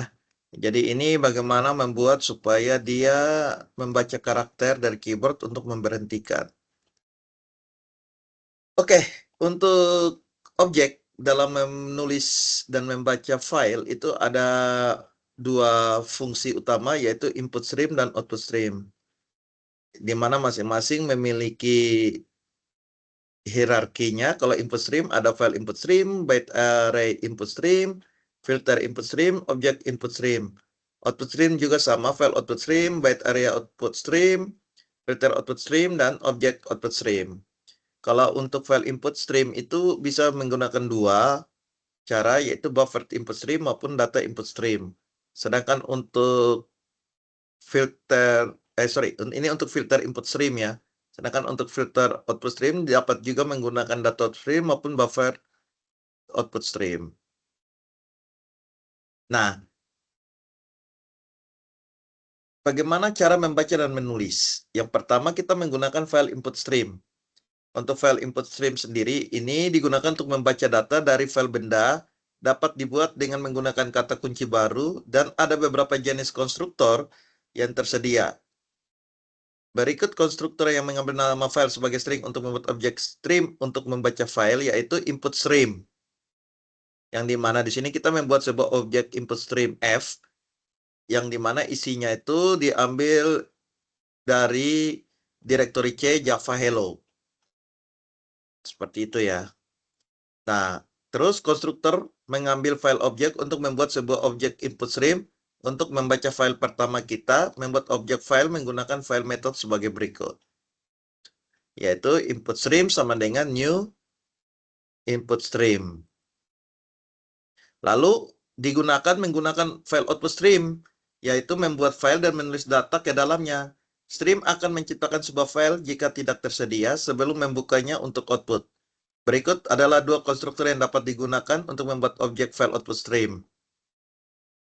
Yaitu output stream F sama dengan new file output stream, yang artinya nanti akan menulis isi dari output stream itu ke dalam C Java Hello. Oke, ini contoh untuk penggunaan array. Ya, mohon maaf untuk yang ini saya tidak coba. Bisa teman-teman coba sendiri ya. Terus bagaimana memanfaatkan direktori pada Java, yaitu kita bisa membuat direktori tersebut ya dengan perintah mkdir maupun mkdirs. Seharusnya ini muncul di sini ya. Oke, kita lihat dulu.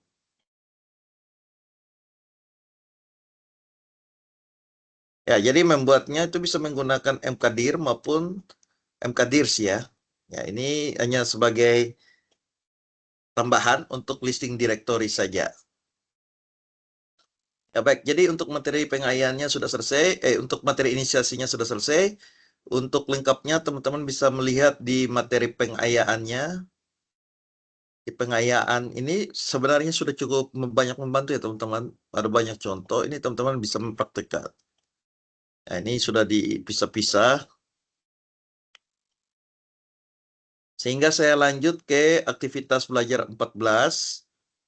Ya, di mana di aktivitas belajar 14 ini diperkenalkan GUI atau Graphical User Interface. Ya, sebenarnya di sini tidak terlalu sulit juga ya untuk Graphical User Interface.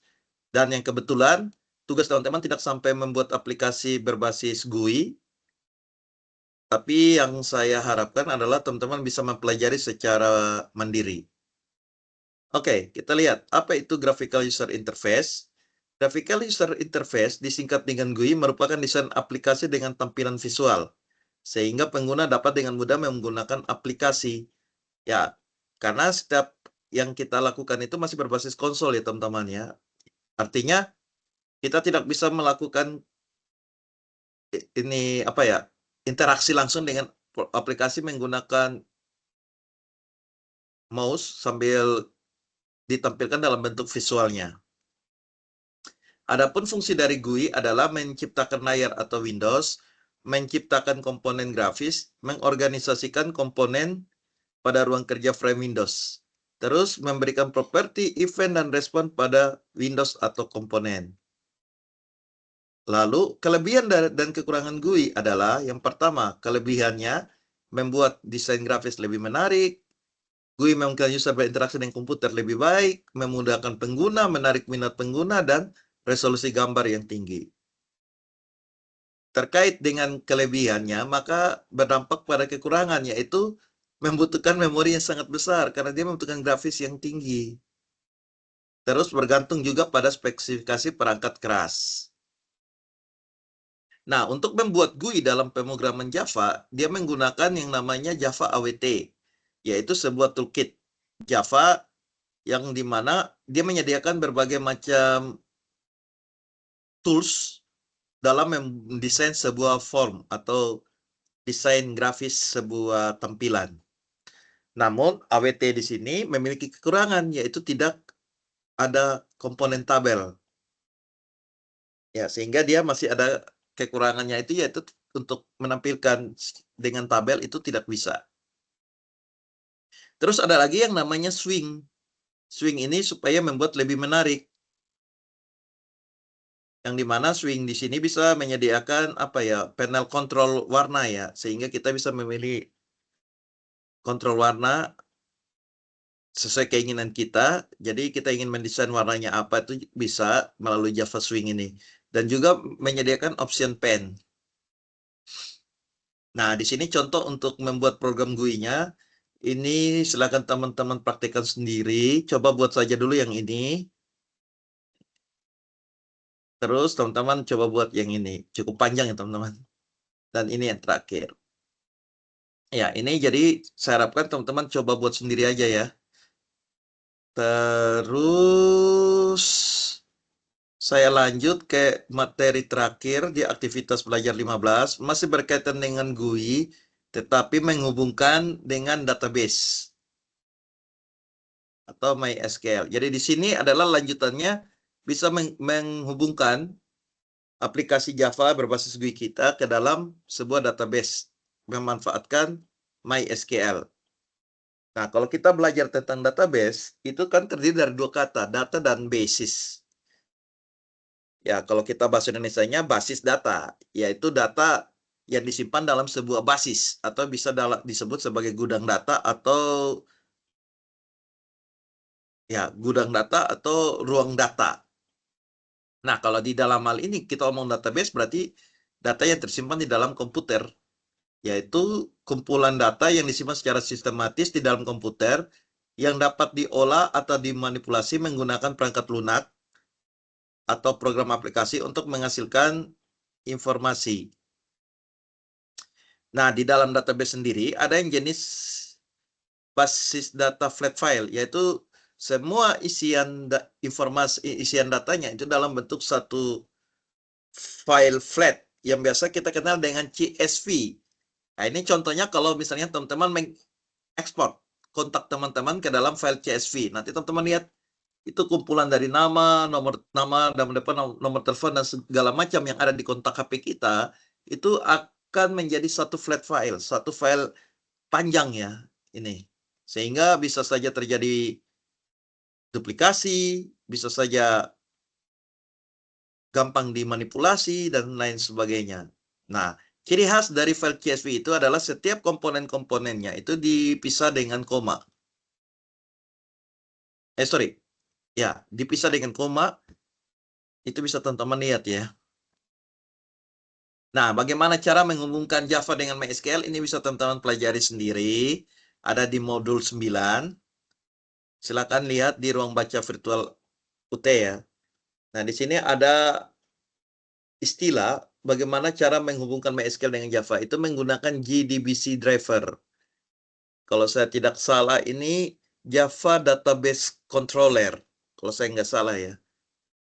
Ya, di mana di sini ada driver manager, sebuah kelas yang mengelola driver, terus ada driver itu sendiri, interface yang menangani komunikasi dengan database, terus ada lagi koneksi atau connection, interface yang menyediakan metode untuk menghubungi database, ada lagi yang namanya statement, interface untuk mengeksekusi query, ya jadi perintah-perintah di dalam database itu namanya query, dan result set untuk menampung data hasil query.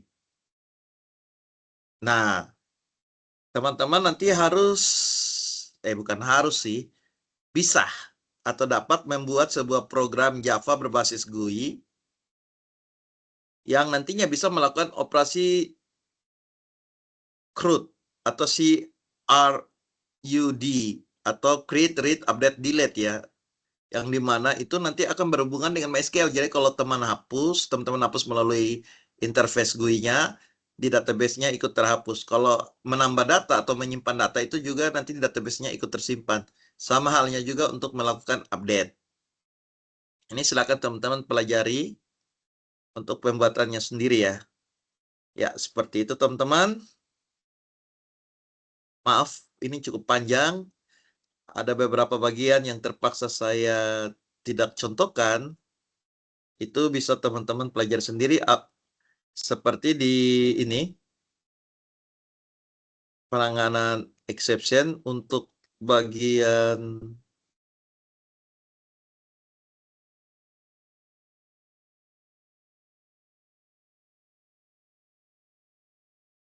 terakhir ini ya teman-teman ya. Ya, yang ini. Ya, mungkin ini saya coba buat memanfaatkan waktu masih ada, kurang lebih 5 menit. Kita coba berlatih ya.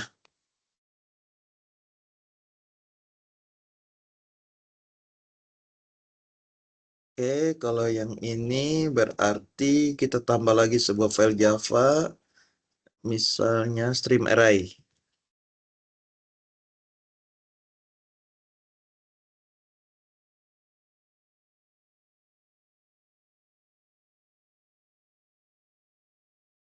Oke, kita import dulu Java IO-nya.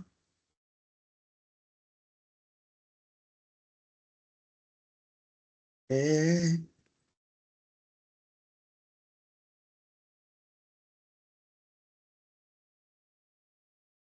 Oke. Ya, ini dia sudah siapkan. Tinggal kita edit.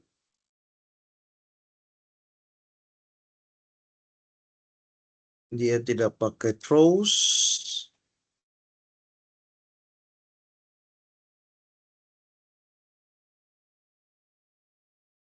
Oke. Ini juga tidak pakai.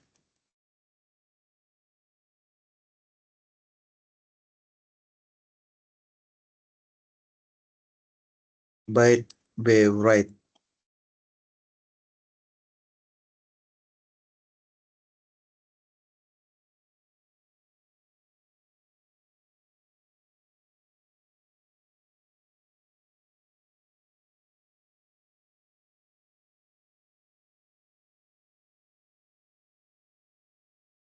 Misalnya byte be right. Ini oke. 11 21 3 40.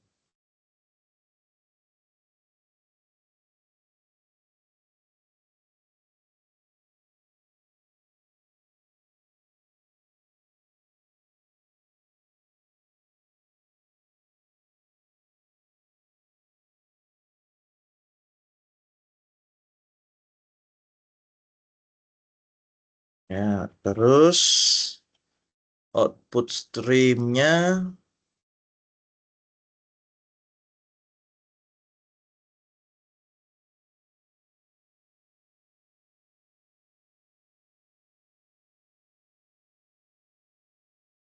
OS sama dengan new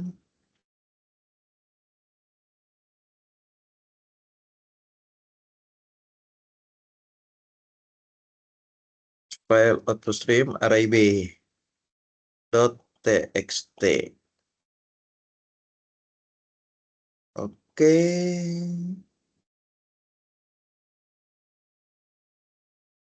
Dibuat for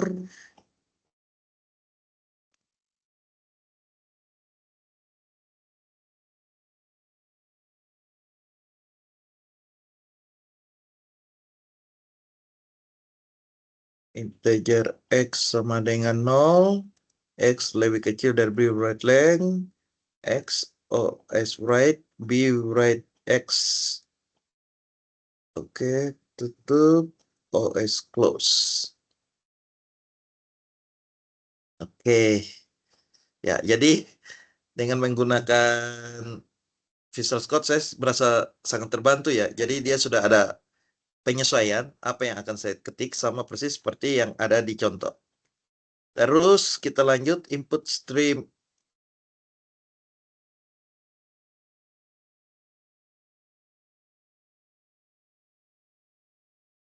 Ya, ini sama. Terus